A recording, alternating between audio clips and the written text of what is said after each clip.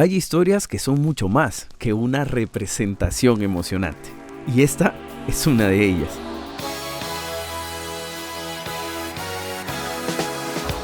Recuerdo la primera vez que vi el videoclip de Thriller. Como seguramente les pasó a muchos, me quedé impresionado. La música, los zombies, el maquillaje, la coreografía, todo era espectacular. Fue entonces cuando mi papá me contó una historia que toda mi familia ya conocía. Me contó que cuando mi bisabuela vio ese mismo videoclip, dijo entre risas: cuando yo me muera, pónganme esa canción en mi entierro para salir bailando también. Era una broma, por supuesto, pero desde ese día, cada vez que alguien mencionaba Thriller, esa anécdota volvía a aparecer en la conversación. Y sin darme cuenta, ese también fue mi primer acercamiento a Michael Jackson. Mientras esa anécdota se inmortalizaba en mi familia, Thriller hacía lo mismo en la historia de la música.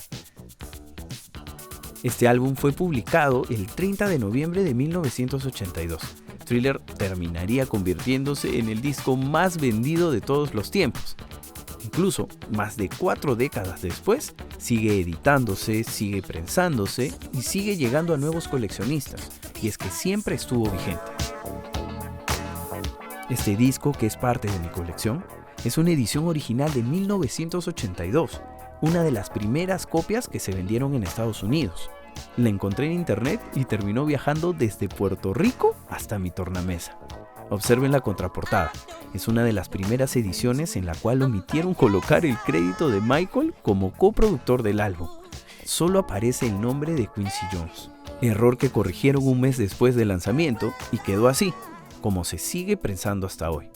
Tal vez un cambio muy pequeño, pero suficiente para que hoy los coleccionistas puedan identificar si un álbum es de las primeras ediciones o no. Otra característica importante es la experiencia de abrirlo como un libro y ver las fotografías realizadas por Dick Zimmerman, quien con su lente creó estas imágenes, creo yo, las más icónicas de Michael Jackson. Dentro también venía este inserto, con las letras de todas las canciones y créditos de producción. Y aparecen 2 pequeñas caricaturas hechas por el propio Michael Jackson. Una representando a Thriller y otra donde se disputa un amor con Paul McCartney. Son dibujos muy sencillos, pero que demuestran lo involucrado que él estaba en cada detalle. Y creo que eso resume muy bien lo que quería conseguir. No buscaba grabar un álbum con 1 o 2 canciones que suenen. Quería que cada canción sea un éxito. Parecía una idea imposible, pero lo consiguió. De las 9 canciones del álbum, 7 fueron elegidas como sencillos. Y es que en aquella época elegían las mejores canciones para lanzarlos en la radio, y todas fueron un éxito. Muy pocos discos lograron algo así. Pero detrás de ese sonido también había algunos de los mejores músicos de la época. Integrantes de Toto participaron en casi todas las canciones, y en Beat It, el legendario Eddie Van Halen grabó uno de los solos más famosos de la historia del pop.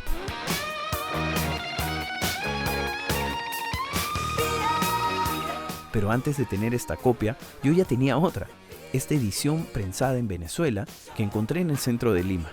Y tiene un detalle que siempre me pareció curioso. En aquellos años era muy común que los nombres de las canciones en inglés fueran traducidas al español para las ediciones latinoamericanas. Algunas traducciones funcionaban bastante bien, otras no tanto. Aquí, por ejemplo, Thriller aparece como representación emocionante. Y cada vez que leo esa traducción me hace gracia, porque sin querer terminó describiendo perfectamente la historia que hoy estoy contando. Y es que cada vez que vuelvo a poner este vinilo, inevitablemente regreso a aquella conversación con mi papá, a la historia de mi bisabuela y a esa frase que hizo reír a toda la familia. Porque al final ella tenía razón, aunque no exactamente de la manera en que lo imaginó. Y es que Thriller nunca hizo que alguien salga de su tumba para bailar, pero sí consiguió algo todavía más difícil: convertirse en una obra que nunca muere, que sigue viva más de 40 años después. Porque mientras alguien vuelva a poner la aguja sobre este disco, Michael Jackson seguirá siendo eterno.